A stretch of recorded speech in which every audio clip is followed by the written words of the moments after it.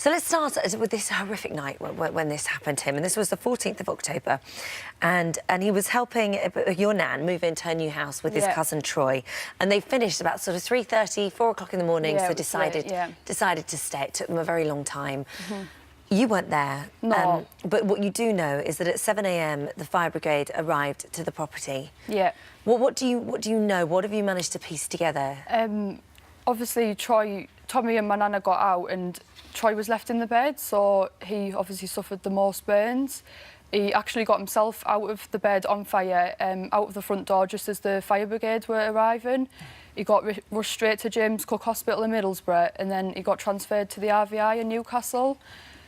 We all went straight up there and they prepared us for the worst. They said he probably won't make it out of theatre. I think we waited for about 12 hours that day until he finally came out at 10:30 that night.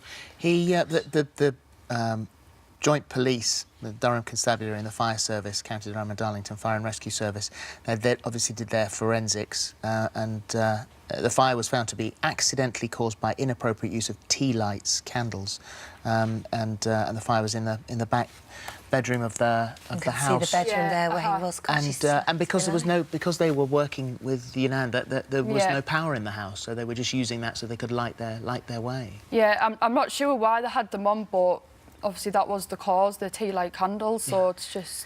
And so you had a terrible wait as a family. Yeah, we did. Awful wait. It felt like days. It was about 12 hours altogether. It was 10:30 that night they came out and said he was out of theatre. Obviously, and they got him stabilised, so me and my mum went in first to see him. So this is what I was going to ask you. How was that moment? How did you prepare yourself for that? It was absolutely horrific. I've never witnessed anything like it in my life. Just looking at him like that, it was just unimaginable, really. It was really hard. Yeah, I can imagine. And gradually, bit by bit, when you survive the night, you do 48 hours, you think, oh my God, he's really fighting here, he's pulling through. But at 4 days, you were all rushed back in again and asked to say your goodbyes. Yeah, everyone was up there and they said he's probably got 3 hours left at the most, and we just couldn't accept it. We just couldn't believe what we were hearing, especially because it had been 4 days. So we all went in. But me and my brothers, we didn't say goodbye. We said, we'll see you later, because obviously we have faith in Troy that he is a fighter, but it was still really hard. Oh, my goodness me, and hasn't he put up a fight? Yeah, he really has. Because to have 3 hours left to live, to pulling it back, he spent 14 weeks on CCU, then he's been moved to another ward. Yeah. And now he's better. He is. As far as the medical intervention, he's better. And it was then that he decided to ask you to take this photo to release on social media, hence the reason why we're even here talking about this today. So when he said this to you, what was your reaction to that? Why do you think he wanted to do it?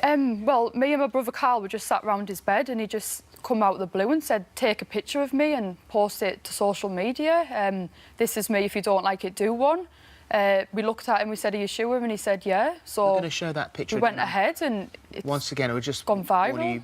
You might find it distressing if you turned away the last time, but that's the picture he posted, and that's because he was frightened that people wouldn't want to go and see him. Yeah. And that they wouldn't want to be his friend. Yeah, just because obviously as a 19-year-old lad, and then it's a massive life-changing situation, obviously being in that situation, so I think he was just worried. He told me when he does come home, he would hardly want to go out the house because he thinks people are going to stare at him and make fun.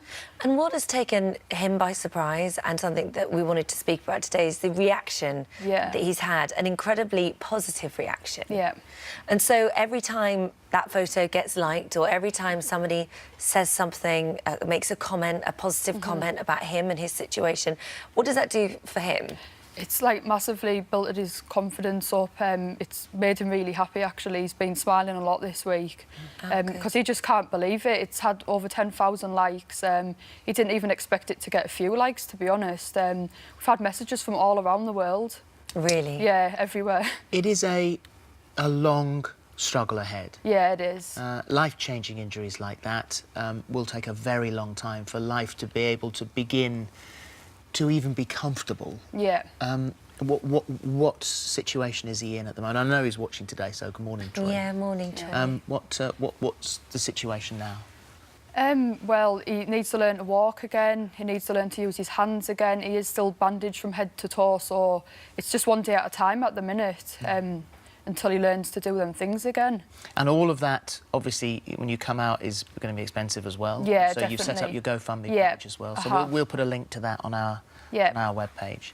So far, I think you've managed to raise 3,700. You'd set the total of 5,000. That's what you wanted, isn't it? Yeah, it would be great. Obviously, he's going to need a lot of things for when he comes out, so...